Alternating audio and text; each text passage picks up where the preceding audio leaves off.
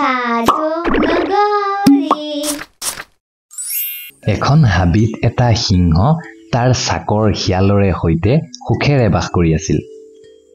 দুয়োজনে এদিন চিকাৰ কৰিবলৈ ওলাই যাওঁতে এঠাইত এটা হাতী দেখা পাই শিয়ালে সিংহক ক'লে, মালিক, ইয়াকে বধ কৰক। ইয়াৰ মাংসৰে আমি বছৰটো খাব পাৰিম।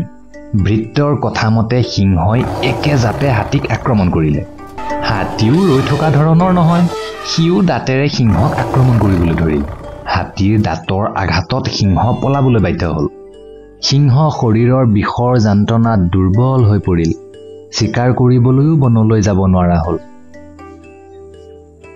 প্ৰভুৰ অৱস্থা দেখি ভৃত শিয়ালৰো পেটৰ ভোকত থাকিব নোৱাৰা অৱস্থা। সিংহই ভাল ভাল চিকাৰ কৰি আনি দুয়ো ভালকৈ খাই আনন্দ মনেৰে আছিল। এতিয়া খাবলৈ নেপাই চেহেৰা শুকাই যাবলৈ ধৰিছে। সিংহই আৰু ভোক সহ্য কৰিব নোৱাৰা হৈ শিয়ালক ক'লে, মইনো চিকাৰ কৰিবলৈ কেনেকৈ যাম? সমস্ত শৰীৰ বিষত ফুলি গৈছে। তই ওলাই গৈ যিকোনো এটা জন্তুক মোৰ আগলৈ আনি দে, মই তাকে মাৰি মাংস খাওঁ। মালিক, আপুনি নিশ্চিন্তে থাকক, মই এতিয়াই ওলাই গৈছোঁ।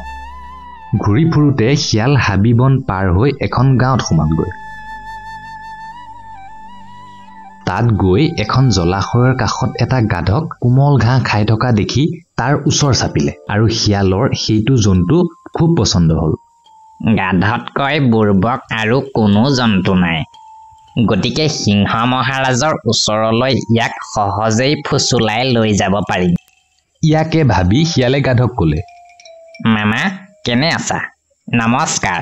বহুত দিন তোমাৰ লগত দেখা সাক্ষাৎ হোৱা নাই। তোমাৰ চেহেৰাটো কিয় ইমান বেয়া হৈ গৈছে? ৰোগীয়া যেন লাগিছে দেখোন। ভাগিন, তোমাকনো মোৰ দুখৰ কথা কি কম?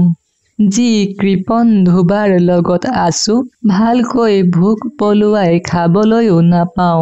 মোৰ পিঠিতে কাপোৰৰ প্ৰকাণ্ড বোজাও যায়, খাবলৈ দিয়ে শুকান শুকান ঘাঁহ। বেমাৰী হৈ নাযামনে? সঁচাকৈ মামা, তোমাৰ অৱস্থা দেখি বৰ বেয়া লাগিছে।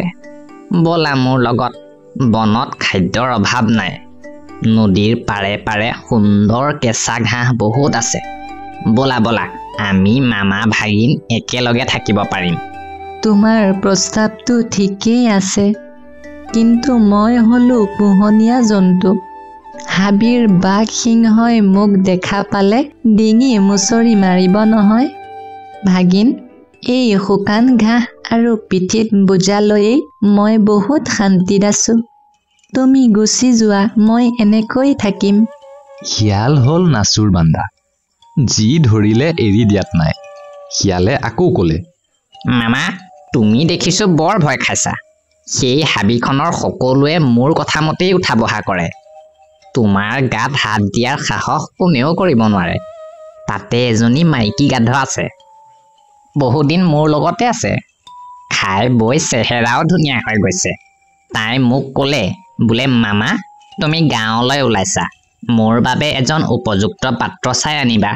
বিশেষকৈ তোমাৰ ওচৰলৈ সেই কথাটো জনাবলৈকে আহিছোঁ। ব'লা, আৰু পলম নকৰোঁ। সেয়া শুনি গাধই আনন্দ মনেৰে শিয়ালৰ লগত যাত্ৰা কৰিলে। শিয়ালে গাধক লৈ একেচাতে সিংহৰ ওচৰ পোৱালেগৈ। সিংহই গাধক দেখি আনন্দত থাকিব নোৱাৰি ভৰিৰে জঁপিওৱাৰ দৰে গাধক এটা লাঠি মাৰিলে। কিন্তু লাঠিটো গাধটোৰ গাত নালাগি কাষতহে পৰিলগৈ। গাধই ভয় খাই দৌৰ মাৰিলে। শিয়ালৰ বহুত খং উঠিল।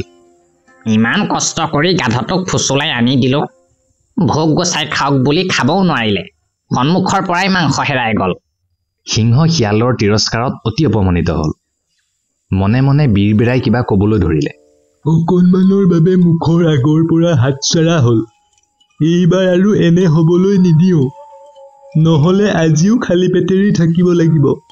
যোৱা। যাওঁ, যাবই লাগিব। আপোনাৰ কথাটো পেলাব নোৱাৰোঁ। শিয়াল আহি থাকোঁতে সেই গাধটোকে ঘাঁহ খাই থকা দেখা পালে। গাধই শিয়ালক দেখি ক'লে, আজি কথমপিহে প্ৰাণ বচাই আহিব পাৰিলো। কি ঠাইলৈ যে নিছিলা? তুমি কেনেকুৱাহে? আদৰো বুজি নোপোৱা নেকি? সিংহই তোমাক মৰমহে কৰিবলৈ বিচাৰিছিল। তুমি তাকে নুবুজি তাৰ পৰা পলাই আহিলা। এতিয়া মহাৰাজে মোকহে খং কৰিছে। কথা সেইটোহে নেকি? তেনেহ'লে ব'লা মই তেওঁৰ ওচৰত মোৰ এই দুখৰ বাবে ক্ষমা বিচাৰোগৈ। এইবাৰ আৰু সিংহৰ অকণো ভুল নহ'ল। একে লাফতে গাধৰ গা চিৰাচিৰ কৰি পেলালে। গাধ বিয়া কৰোৱাৰ হেঁপাহ মনতে লৈ সম্পূৰ্ণ মাংসলৈ পৰিণত হ'ল। সিংহৰ অপাৰ আনন্দ। আধাখিনি খাই শিয়ালক ক'লে, বহুত দিনৰ মূৰত এনেকৈ খাবলৈ পাই বৰ ভাল লাগিছে। এইখিনি তুমি পহৰা দিয়াচোন, মই গা ধুই আহোঁ। সিংহই নিত্যকৰ্ম কৰি স্নান কৰি আহোঁতে অলপ দেৰি হ'ল। ঘূৰি আহি দেখিলে গাধৰ চকু আৰু মগজুটো নাই।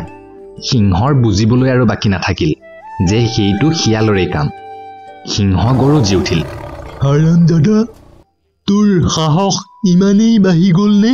মোৰ খোৱা আহাৰৰ পৰা তই কাঢ়ি খাই পেলালি? ৰহ, তোৰ মই শাস্তিৰ ব্যৱস্থা কৰিম। শিয়ালে হাতযোৰ কৰি ক'লে, মই একো কৰা নাই। গাধটোৰ চকু আৰু মগজ একোৱেই নাছিল। সেই দুটা বস্তু তাৰ থকা হ'লে আপোনাৰ পৰা ভয়ত পলাই গৈ আকৌ ঘূৰি আপোনাৰ ওচৰলৈকে আহেনে? সিংহই ভাবিলে শিয়ালে ঠিকেই কৈছে। এই বুলি সিংহই ভালদৰে বহি লৈ আকৌ মাংস খাবলৈ আৰম্ভ কৰিলে।